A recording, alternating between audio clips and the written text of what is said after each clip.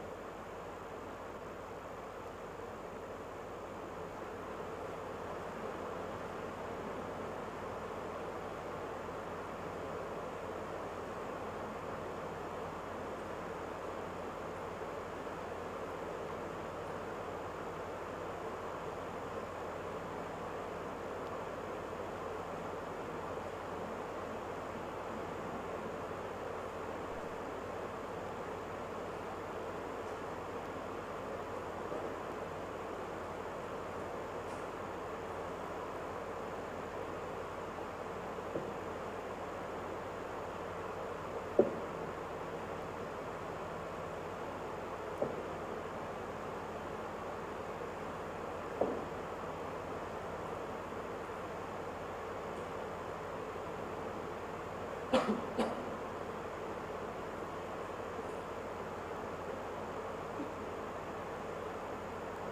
sendiri lagi, Bapak. Iya, Manis. Dan seperti yang kau lihat, aku bisa. Ingin aku sekali-sekali tak perlu papa orang lain kalau berjalan. Ingin sekali-sekali aku tinggal sendirian. Tidakkah kau merasa sakit, Pak? Bukan main. Sekarang pun masih terasa. Baiklah, aku tolong kau.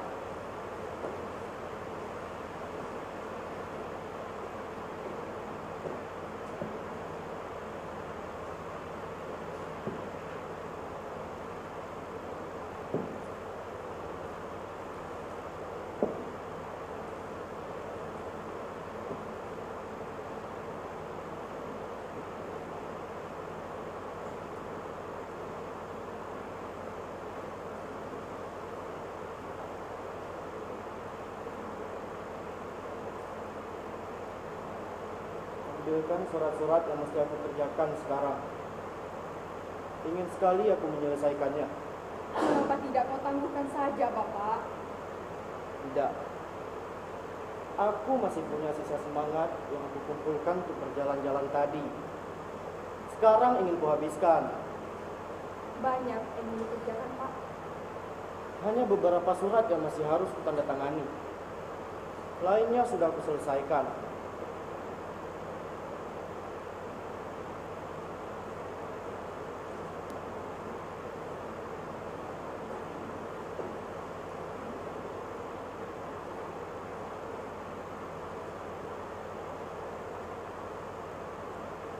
Mengapa tidak kau serahkan saja padaku, Pak? Untuk menandatangani surat-surat itu. Kau sakit dan lelah. Kalau aku yang menuliskan sendiri namaku, bagaimana susah dan jeleknya. Maka seolah-olah aku telah memindahkan sebagian dari diriku ke dunia lain. Jelas nampak di hayalku sendiri, sama-sama rusak dan lumpuhnya. Tapi setidaknya di luar aku sendiri, nampak olehku bahwa aku masih dapat menulis, sekalipun dengan tangan kiri, sekalipun hanya 2 kata berturut-turut, tidak lebih. Maukah kau menggunakan penaku?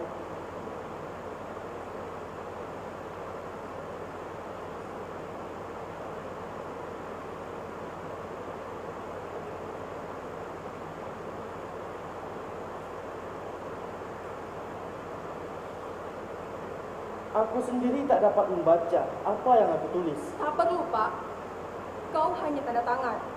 Setiap kali aku melihat namaku, aku melihat diriku sendiri.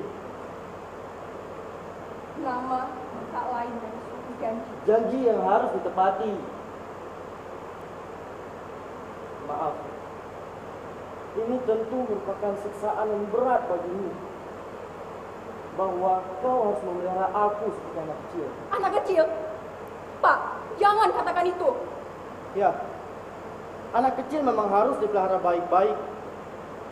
Tapi ini sungguh tidak adil, bahwa kau mendapat kebrokan tua bangka ini untuk kau pelihara. Tidak. Tidak. Itu sudah kewajibanku. Kewajiban? Seperti kita sedang kawin lama saja. Padahal baru 2 tahun. Dulu aku sehat, cuma agak terlampau matang barangkali, di samping keremajaan yang masih hijau. Dulu aku mempunyai anggapan bahwa orang membutuhkan 2 umur perempuan untuk mengisi 1 umur laki-laki. Tapi kiranya bagiku, tak sampai memerlukan perempuan kedua. Sebab yang pertama saja sudah using jiwanya olehku. Waktu kita kawin, aku tak pernah menganggap kau tua. Persis 2 kali umurmu. Perkawinan kita ini sudah menjadi rumusan ilmu pasti dengan hasil salah. 2 dikali 1 sama dengan 0. Kau pasti akan sembuh lagi, Pak. Waktu kita kawin kau masih sehat. Akan sembuh dan bertambah tua. Kita perlahan-lahan tumbuh, saling mendekati, akhirnya mencapai titik pertemuan. Kalau sudah tidak mempunyai arti lagi, hari tua tak mengenal perbedaan umur lagi. Ada orang yang menutup pintu. Kau salah dengar. Ia tentunya belum datang. Biasanya ia selalu tepat pada waktu yang dijanjikan. Tapi aku serasa mendengar sesuatu, Pak. Mendengar sesuatu seperti pekan lalu. Tidak, tidak, bukan itu. Maksudku ketukan pintu. Tak ada ketukan pintu. Badanku lumpuh, tapi pendengaranku masih baik. Mungkin aku keliru, Pak. Tanpa aku bunyi pintu. Tapi aku salah dengar. Orang yang mengalami sesuatu mungkin bisa keliru. Di dalam dan di luar manusia itu ada suara. Masalahnya, apakah orang lain juga mengalami hal yang sama? Sudahlah, Pak. Sudah. Jangan mulai lagi. Apa yang kau dengar? Pintu. Tapi aku keliru, Pak. Sudahlah. Aku hanya ingin menolongmu. Tapi untuk itu perlu berterus terang. Yang disembunyikan akan menjadi busuk. Aku yang menyembuhkan. Aku tidak sakit, Pak. Kau dengar lagi anak menangis. Tidak. Tidak. Jangan disembunyikan. Aku ingin menolongmu. Waktu berjalan terus tanpa kata. Apa yang sudah lalu kau dengar kembali sekarang. Kau ketinggalan sendiri di masa silam. Anak itu sudah mati. Sudah lebih dari 1 tahun. Sudahlah. Jangan usik soal itu lagi. Kau sudah ketinggalan waktu lebih dari 1 tahun. Aku mendengar tangis anak itu. Aku bersumpah, Pak. Aku mendengarnya. Yang baru-baru ini kau pungkiri juga. Setelah lama barulah kau mengaku. Itu bagus sekali. Tandanya kau sadar akan kesendirianmu. Sendirian dalam waktu dengan kenangan sebagai dunia di sekitarmu. Kau harus lekas-lekas kembali. Kami terus maju. Jarak waktu antara kau dan kami semakin jauh. Anak itu sudah mati. Sudah lebih dari 1 tahun. Sudahlah. Sudah. Aku tidak mendengarnya. Kau sudah ketinggalan waktu lebih dari 1 tahun. Aku usik soal itu lagi.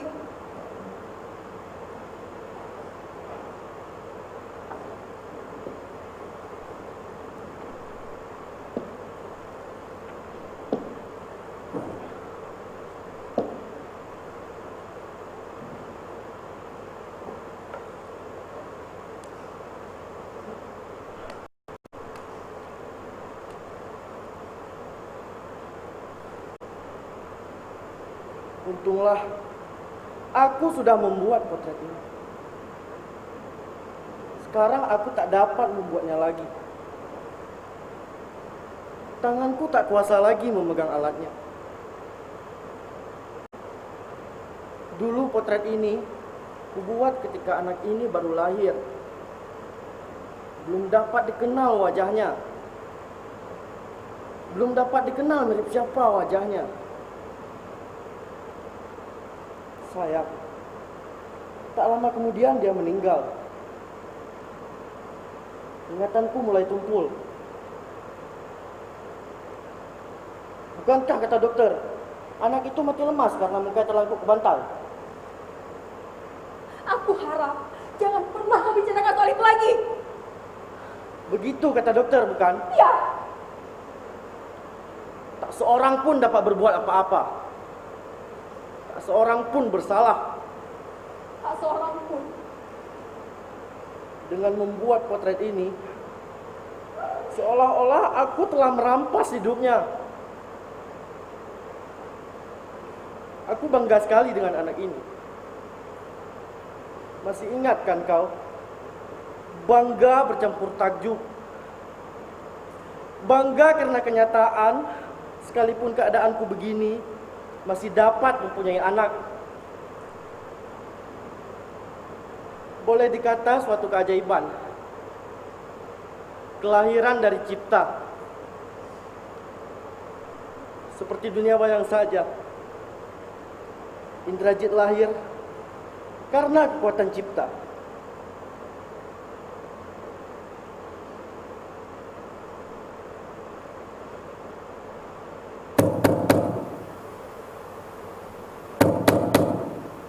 Ada yang mengetuk pintu. Aku tidak mendengarnya. Kau salah dengar. Tapi ada yang mengetuk pintu.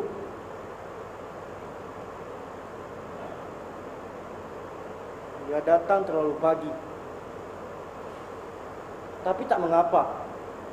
Kita boleh bergembira bahwa satu-satunya sahabat kita masih tinggal mengukur waktunya dengan hasrat dan bukan dengan jamnya. Suruh dia masuk. Tentu kau senang melihat dia kembali. Aku tidak senang, Pak. Masukkan dia.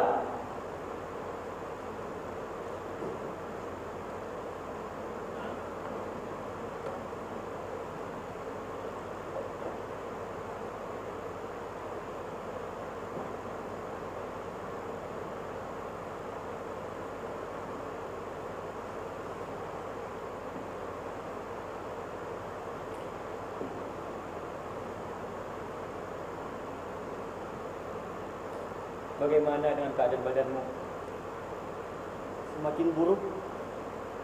Kepala tinggal menunggu apa yang dilakukan oleh badan. Pikiranku masih terang. Itulah yang malah membuat aku susah.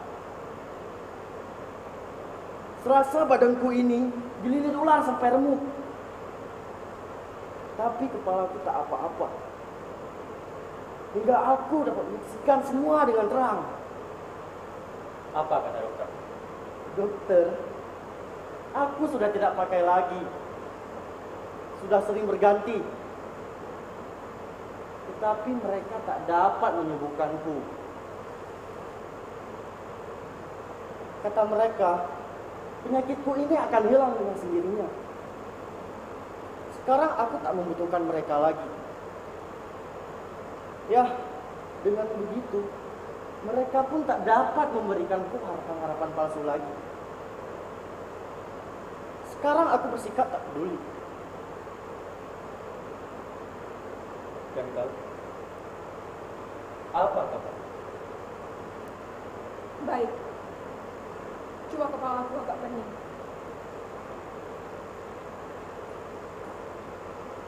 Aku ingin bicara dengan kau tentang dia. Barangkali kau dapat mempertimbangkan.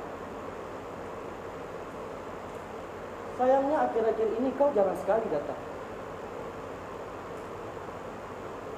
Akhir-akhir ini aku mendapat kesan bahwa kedatanganku tak lagi dapat sambutan baik seperti dulu. Itu cuma perasaanmu saja. Tapi aku yakin, pasti bukan aku yang menimbulkan kesan itu. Aku senang kalau kau datang. Aku tahu. Ya, aku tahu bahwa di antara kita ada terjalin satu ikatan. Ikatan yang melebihi persahabatan semata. Begitu memang. Tidak. Bukankah sekarang sudah waktunya untuk berterus terang? Selamanya memang lebih terang. Kalau berterus terang, Nah, mulailah. Mengapa kau telepon aku suruh datang kemari? Mengapa kau minta aku datang tepat pada waktu yang kau tentukan? Dia menelpon. Aku tak tahu, Pak. Mengapa tak kau katakan padaku? Katamu, dia akan datang seperti dulu. Tapi kau tidak minta dia datang, kan?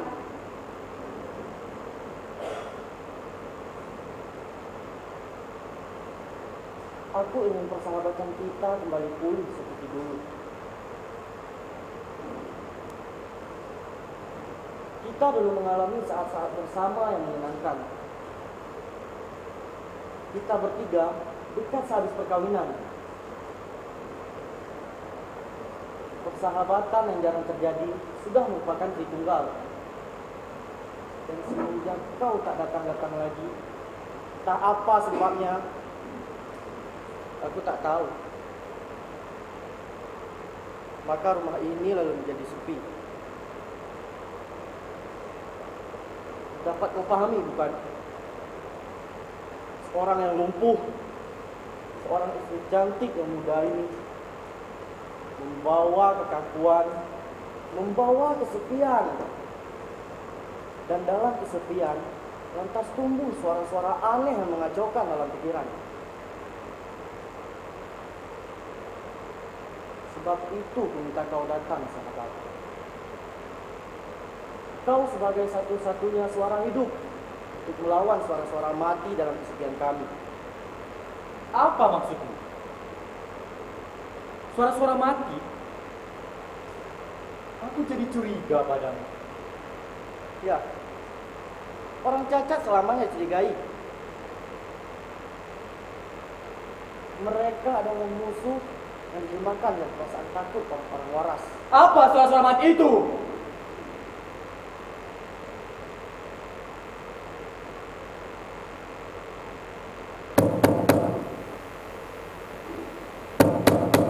Aku tidak mendengarnya.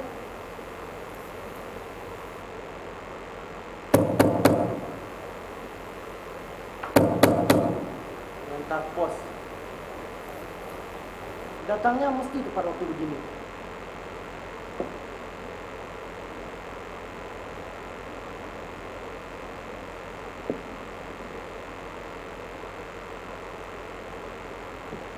Lepaskan.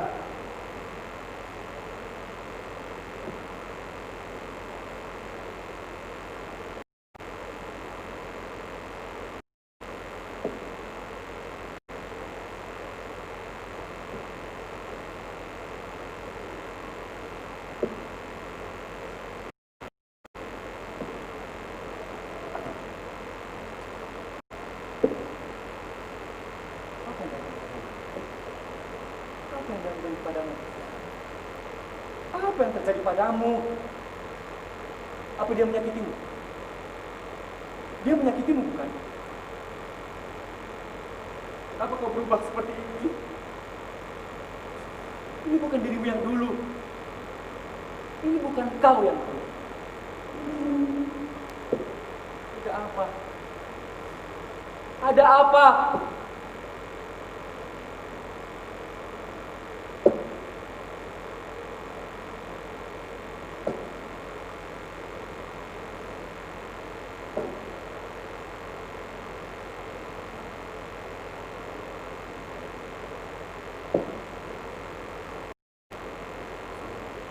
Itu. Ada surat untukmu.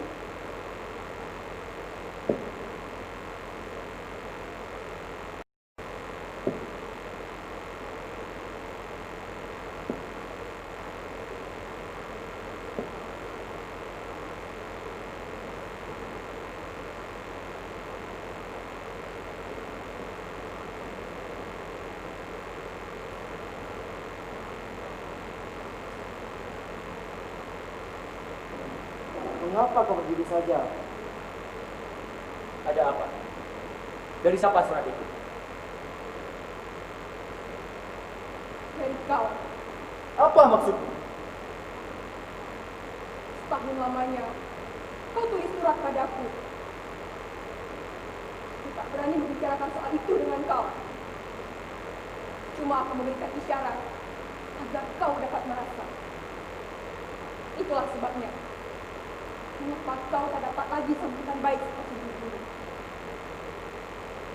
Ini sudah waktunya untuk beristirahat.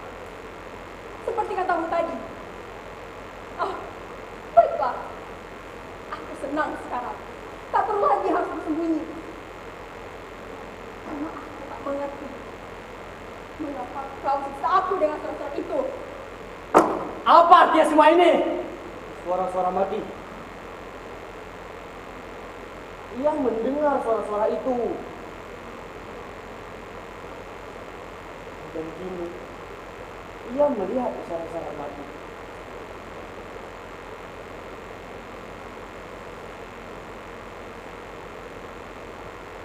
Toh surat ini ada padaku. Aku kenal tulisan ini seperti ku kenal tulisan sendiri. Setahun lamanya, aku menerima surat dengan tulisan-tulisan ini. Tapi mengapa kau sangka aku yang menulis surat itu? Sebab hanya kau yang tahu apa isi di dalamnya.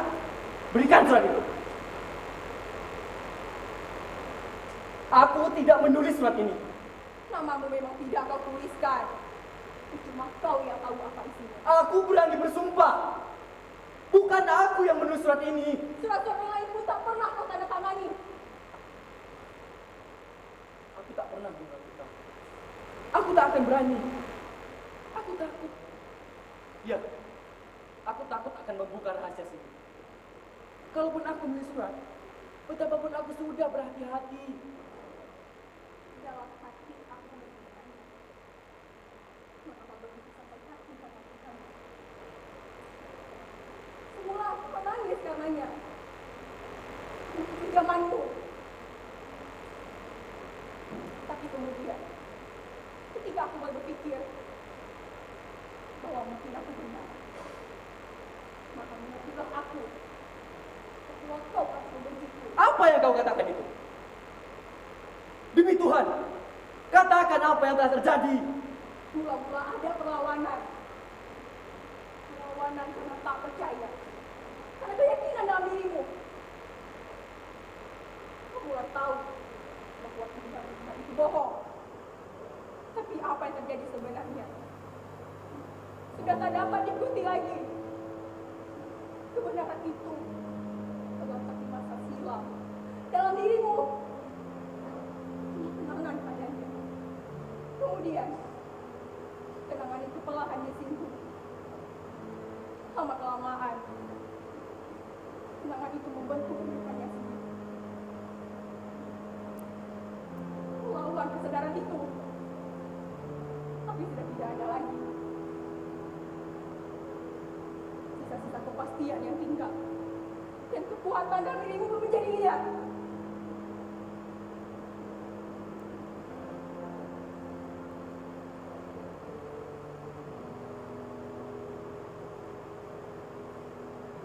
Benda-benda di sekitarmu mulai hilang kemesraannya. Soal yang paling remeh menjadi saing dan memuakan, mendorong kau menjauhinya. Meja dan kursi dalam kamar, pohon-pohon di jalan, mega-mega di langit, semuanya menarik diri darimu. Mereka menjadi sama-sama mengandung rahasia. Itulah yang memberi kesepian yang tak tertangguhkan lagi.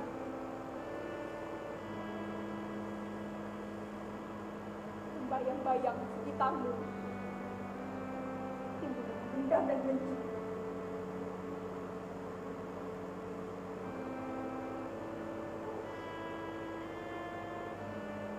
Yang menjadi teka-teki bagiku ialah mengapa manusia itu menjadi musuh bagi dirinya sendiri? Mengapa dalam satu tubuh bersarang harapan damai bersama kekuatan membawa kebinasaan? Lambat laun, kau tenggelam dalam kesaksian, dalam ketakutan, dalam keasingan dan kesamaran.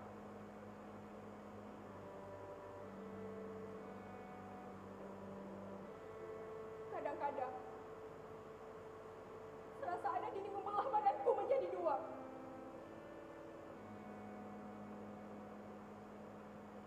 Di sisi kanan, aku dapat berpikir, melihat keadaanku, mengikuti masa silam dengan keyakinanku yang pasti.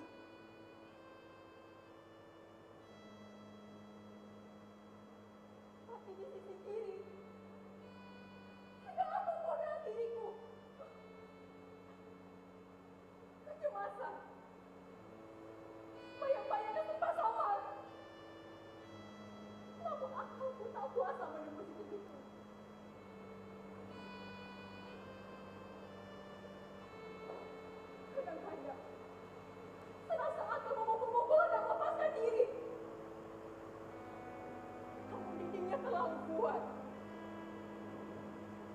tahu.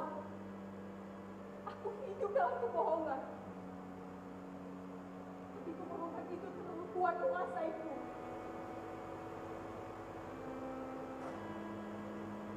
Ada sebuah dinding yang membatasi antara aku dan seorang itu menangis.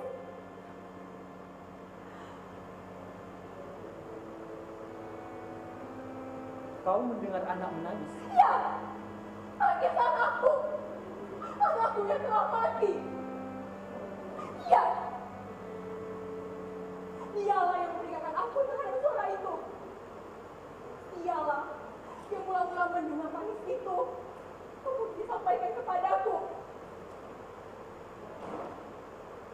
Kemudian, datanglah kesaksian itu. Kemudian suara itu. Kasihan. Tidak benar. Tidak benar bahwa aku yang mulai mendengar suara itu. Itu hanya hayalannya saja yang tak dapat dia sesali. Bersamaan dengan waktu itu, datanglah surat-surat. Surat yang berisi tuduhan. Surat dari satu-satunya orang yang sebenarnya dapat menolongku.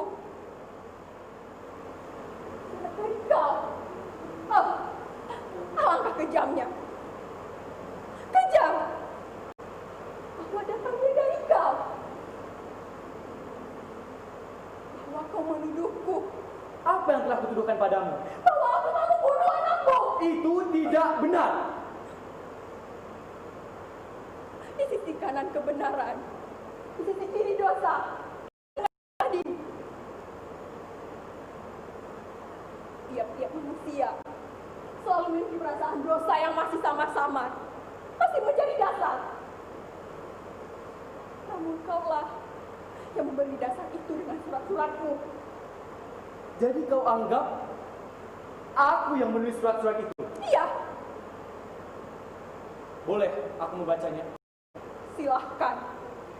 Nanti kau akan melihat dirimu sendiri seperti dalam cermin.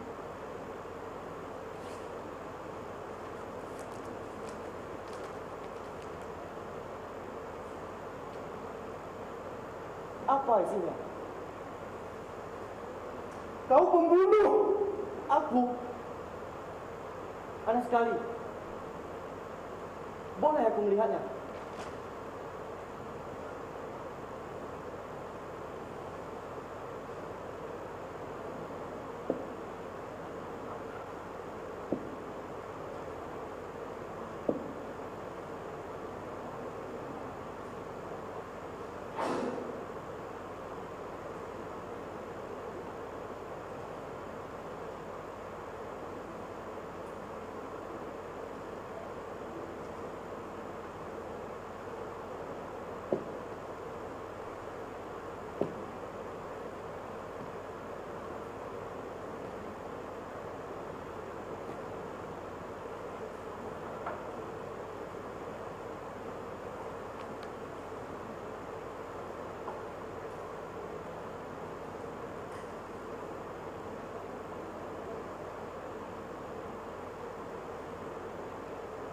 Kau salah baca.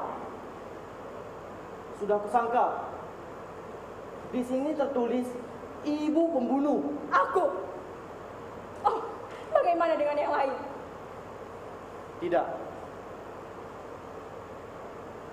Mesti ada yang mengetahui tentang anak kita. Ya.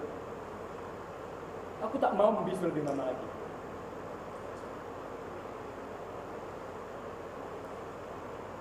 Kau tahu bahwa aku cinta kau. Jadi mana mungkin aku yang menulis surat-surat itu? Surat itu pun tidak. Aku tak berubah.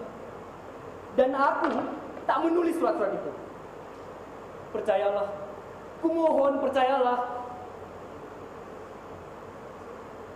Aku mau percaya padamu. Aku pun tak perlu bukti. Apa yang kau katakan sampai sudah cukup untukku. Karena hanya kau yang mengatakannya.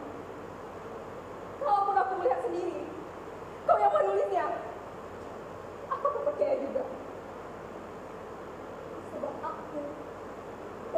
merinding dalam diriku. Aku membatasi antara harapan dan bukti. Aku berhak atas dirimu. Aku tak sudi lagi melepaskan kau karena belas kasihan. Jangan hiraukan aku. Lingkungan ini tak baik bagimu. Kau tak bebas bernapas. Ku bawa kau dari sini. Hawa sekitar sini sudah bau busuk. Cahaya di sini sudah beracun. Dan hela napasmu tak bebas di sini. Mari, ikutlah denganku. Tidakkah kau minta izin dulu dariku?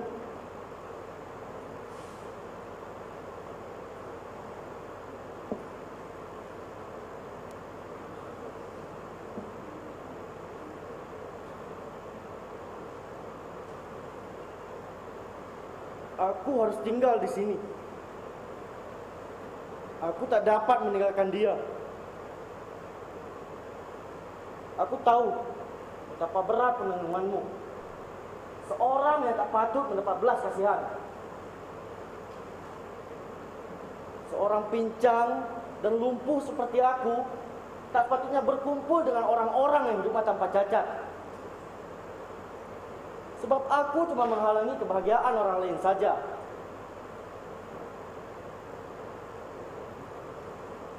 Sering aku berpikir,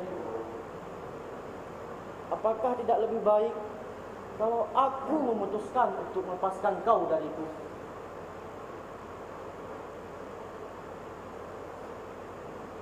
Syukurlah,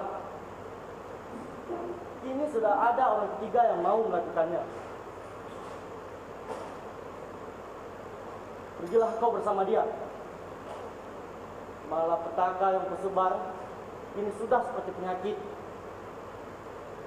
Semakin lama semakin parah, tidak menjadi berkurang.